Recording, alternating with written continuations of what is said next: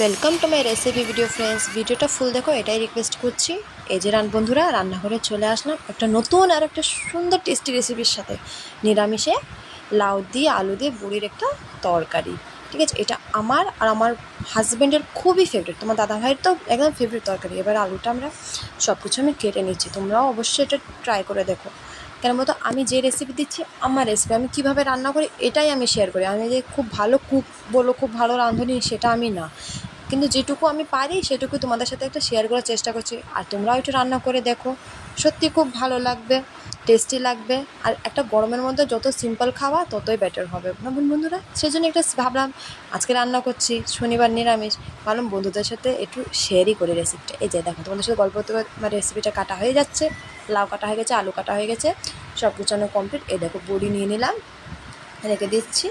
এবার চা আছে ওটা ইগনোর করছে, আখা থেকে রাঁধছে। এখানে আদা জিরের পেস্ট, তারপরে কাঁচা লঙ্কা, জিরে, তেজপাতা, আর কিছু না। এই কটা জিনিসই আজকে রান্না হবে। এই যে ওভেনে গ্যাসের ওভেনে আমি কড়াইটা বসিয়ে দিলাম, গ্যাসটা ফ্লেমটা অন করে নিলাম, সব কিছু সাজিয়ে গুছিয়ে রেখে দিচ্ছি হাতের কাছে। কেন মতো যখনই রাঁধবো ছটফট পেয়ে যাবো। কড়াইটা গরম হয়ে গেছে, তেল দিয়ে দিচ্ছি। এবার দিয়ে দেবো আলুটা একটু হলুদ দিয়ে আর সল্ট দিয়ে ভেজে নিচ্ছি। লাল লাল করে আলুটা ভাজা হয়ে যাবে। যেমন রান্না করে আমি, মানে অনেকে রান্না করে, অনেকে খায় রান্না করে, আমিও সেভাবে রান্না করছি। কিন্তু সবার রেসিপিটা সমান হয় না বন্ধুরা, সবারটা আলাদা আলাদা হয়। আমারও একটা রেসিপি আছে, আমি সেই রেসিপিটা তোমাদের সাথে শেয়ার করে। যে লাউ দিয়ে আলু দিয়ে সব ভাজা হয়ে গেছে, আমি একটা বাউলে নামিয়ে নিলাম। ঠিক আছে, এবার নামিয়ে সাইডে রেখে দিচ্ছি। কড়াইতে যা তেল আছে আর অল্প একটু তেল দিয়ে দিলাম। এবার আমি বড়িটা দিয়ে দেবো। এই যে বড়ি কার ফেভারিট, বড়িগুলো সবাই ভালোবাসে, আমিও খুব ভালোবাসি, আর আমাদের বাড়িতে সবাই ভালোবাসে, মেয়ে বাদ দিয়ে সবাই ভালোবাসে। ওটা লাল লাল করে ভেজে নিলাম, ভেজে নিয়ে এবার নামিয়ে নেব। নিরামিষে বলো তো সিম্পল খাবারই ভালো না? এই দেখো, সিম্পলের মধ্যে লাউ আলু দিয়ে বড়ি দিয়ে ঝোলটা তো খুবই ভালো। এবার রান্না হবে। আবার তেল দিয়ে দিচ্ছি কড়াইতে, দেওয়ার পরে কী আর দেবো, জিরে, তেজপাতা, কাঁচা লঙ্কা, এছাড়া কী গো দেখাই দিচ্ছি তো, দেখো দিয়ে দিলাম। ওইগুলো একটু ভাজে নেব। দেখো যখন কী ঝাঁজ নাকে একদম হয়ে গেল। এবার আদা জিরে বাটার পেস্টটা দিয়ে দিলাম 1.5 চামচ। দেওয়ার পরে ওইগুলো একটু ভালো করে ভেজে নেব, যতক্ষণ মানে একদম ঝাঁজ যতক্ষণ না আসে। এবার সব দিয়ে দিলাম, লাউ আলু বড়ি 3টে জিনিসই দিয়ে দিচ্ছি।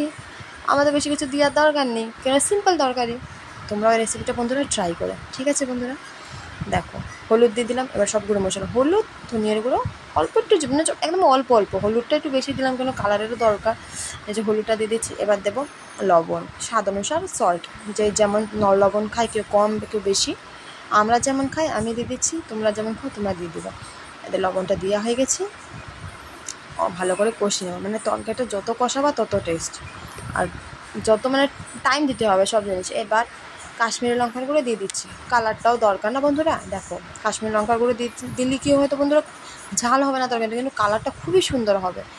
আর এটা অপশনাল, সবাই তো আবার ইয়ে করে না কি যে খাবো আমি লঙ্কার গুঁড়ো, সবাই হেলথের জন্যই যেমন দিয়ে দিও। তারপর চিনিটা দিয়ে দিলাম, অপশনালে চিনিও অপশনাল, সবাই আবার খায় না, কিন্তু এগুলো দিলেই টেস্টটা বেশি হয়। আমি এটা বলবো, আমার রেসিপি আমার মতন একটু ট্রাই করে দেখো, আশা করছি তোমাদেরও ভালো লাগবে। তরকারিটা কষিয়ে নিলাম, একটু ঢেকে রেখে দিলাম 5 মিনিটের জন্য, একটু লো ফ্লেমে। তারপর 5 মিনিট পরে আবার খুলে নিয়ে কষিয়ে নিচ্ছি, ভালোভাবে কষিয়ে যাও নাড়িয়ে যাও। এটা ফার্স্ট ফ্লেমে আমি নাড়িয়ে নিলাম। দেখো সব আমার গলে গেছে, ওর মধ্যেই সব গলে গেছে। দেখো, আর তরকারিটা যত কষাবা তত টেস্ট। আমার হাজব্যান্ড আমাকে শিখিয়েছে, জানো, ও খুব ভালো কুক, বিশাল ভালো রান্না করতে পারে ও। দেখো আর একটু জল দিয়ে দিলাম, আমাকে গ্লাসটা ছোটো তো সেই জন্য আমি 2 কাপ জল দিয়ে দিই। আর তরকারিটা ফুটলে আরও ভালো হবে। ততক্ষণ আমি একপাশে তাওয়াটা বসিয়ে নিলাম। ঠিক আছে বন্ধুরা, তাওয়াতে একটা ভালো একটা গরম মশলা রেসিপি দেবো। গরম মশলা মানে যে আমরা নর্মাল গরম মশলার বদলে এটা যদি তুমি কোনো নিরামিষ তরকারিতে দাও, আগের দিনকে একটা রেসিপিতে দিলাম বাঁধাকপি রেসিপিতে, এবার দেবো এই রেসিপিটা একটু আলাদা।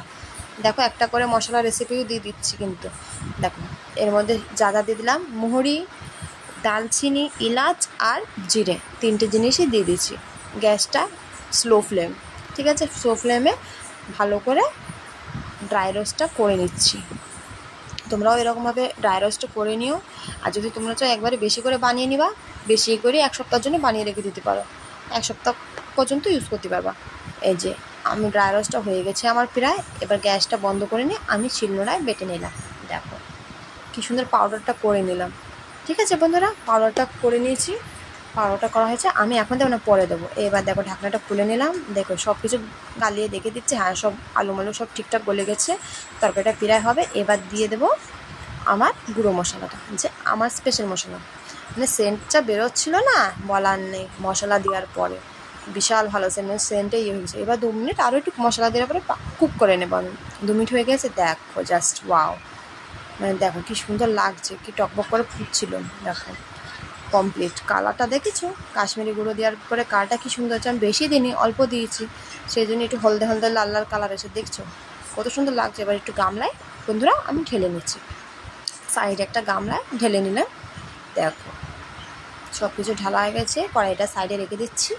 তোমরাও এই রেসিপিটা বন্ধুরা একবার ট্রাই করো, আশা করছি তোমাদেরও ভালো লাগবে। গরমের মধ্যে যত সিম্পল খাবার থাকবে তত ভালো, তত টেস্টি। সিম্পল রেসিপি, বেশি কিছু দিইনি, তোমরা তো দেখেছো, তাও টেস্টি হয়েছে আর খেতেও টেস্টি হয়েছে। একবার নিশ্চয়ই অবশ্যই আমি রিকোয়েস্ট করবো ট্রাইটা করে দেখো, অবশ্যই তোমাদের ভালো লাগবে। পাশে থেকো, সঙ্গে থেকো, লাইক শেয়ার ফলো করে দিও, এটাই রিকোয়েস্ট করছি বন্ধুরা। থ্যাংক ইউ ফর ওয়াচিং, ভালো থেকো।